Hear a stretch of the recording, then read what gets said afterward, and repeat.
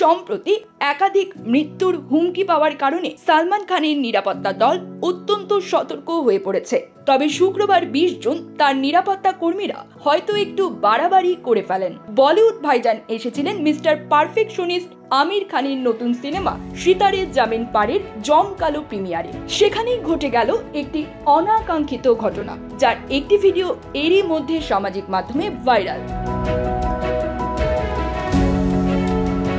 Viral হওয়া এই ভিডিওতে দেখা যায় আমির খানের ছেলে জুনায়েদ সালমানের কাছাকাছি যাওয়ার চেষ্টা করেন। এ সময় তিনি সালমানের নিরাপত্তা দলের রোষানলে পড়েন।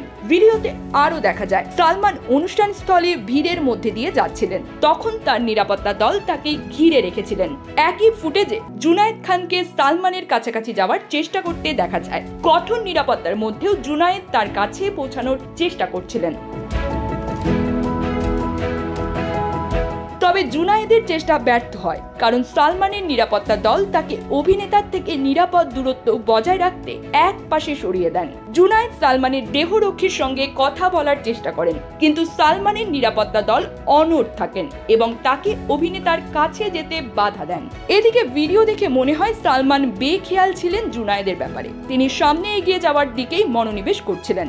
জুনায়েদের কাছে আসার চেষ্টা সম্পর্কে তিনি অজ্ঞাত ছিলেন বলেই মনে হয়। News desk, TGD world.